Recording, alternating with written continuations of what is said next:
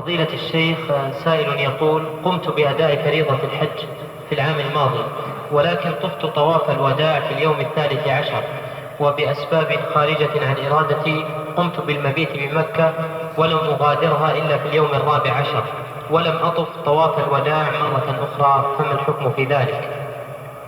طواف الوداع واجب من واجبات الحج، لأن النبي صلى الله عليه وسلم قال: اجعلوا آخر عهدكم بالبيت طوافا. ووجه الدلالة من هذا الحديث الصحيح أن النبي صلى الله عليه وسلم أمر، والأمر يدل على الوجوب، فهو واجب من واجبات الحج، ولكن يرخص للمرأة الحائض والمرأة النفساء.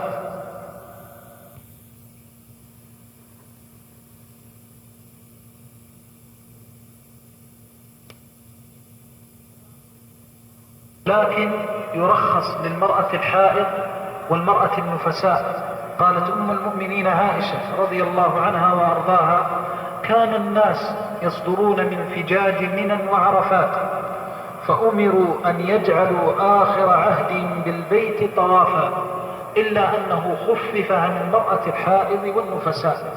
فهذا يدل على أن المرأة الحائض والمرأة النفساء يخفف عنهما، فإذا حاضت في اليوم 12 يجوز لها أن تسافر بعد النفر، بعد أن تنفر، أو تتأخر إلى اليوم 13 ثم تسافر مباشرة وتترك طواف الوداع، لا بأس عليها في ذلك، لأن النبي صلى الله عليه وسلم أرخص لها.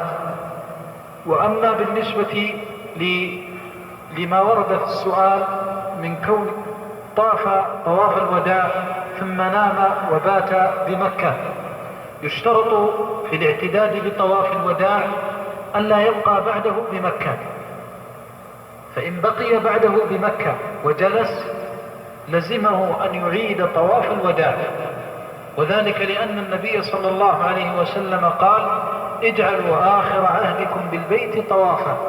فهذا يدل على أنه ينبغي أن يجعل الحاج آخر العهد بالبيت طوافا، فدل على أنه لو بات أو جلس فرضا واحدا أو ساعة واحدة أو اشتغل بتجارة وجلس في مكة بتجارة أو شغل في غير التهيؤ للسفر، فإنه يلزم بإعادة الطواف.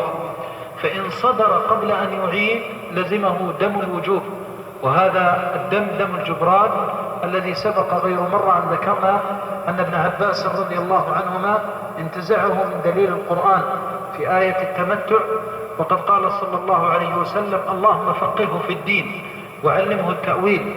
ومضى على هذا القول قضاء الصحابة، حتى إن عمر بن الخطاب رضي الله عنه ألزم من فاته الحج بدم الفوات، ولهذا الدم يقول بعض العلماء أصل من حديث كعب بن عجرة رضي الله عنه وأرضاه حينما أصابه القبل في رأسه، ففي بعض الروايات قبل نزول آية الفدية قال له النبي صلى الله عليه وسلم: أتجد شاة؟ ثم نزلت آية الفدية. قال بعض العلماء فيه دليل على أن الأصل في الضمان أن يكون بالدم، وعليه فيلزم بالدم الذي هو دم الجبران.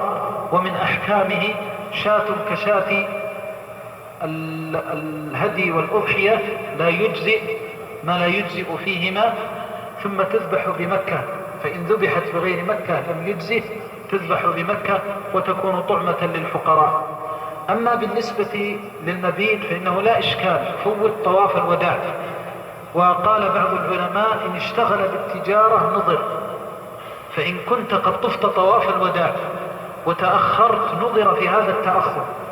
فإن كان لسبب تتهيأ به للسفر، كمن يهيئ سيارة ودابة ويحمل متاعه على الدابة ونحو ذلك، أو يبحث عن سيارة تأخذها نحو ذلك في الزمن المعقول كالساعة ونحوها، فإن هذا مغتفر عند العلماء رحمهم الله. ولو جلس بمكة كما هو طارئ في زماننا لكي يملأ سيارة من الوقود أو نحو ذلك، فهذا كله مغتفر إن شاء الله، لأنه في حكم المسافر وفي حكم الخارج. وإن كان الأفضل والأكمل أن يحتاط المسلم نفسه، فإن أمكنه أن يخرج عن حدود الحرم ويغير لسيارته وقودها أو نحو ذلك أو يصلح من حالها فهذا أفضل. وهذا الأورع والأكمل. لكن لو تأخر لشيء من ذلك فإنه يغتفر إذا كان بالزمن اليسير الذي لا تفاحش فيه. ما لو طال وتفاحش فإنه حينئذ يحتاط فيجعل تهيئة سيارته ودابته ورفقته قبل أن يطوف طواف الوداع، ثم ينزل ويطوف طواف الوداع وقد استعد للرحيل والخروج، والله تعالى أعلم.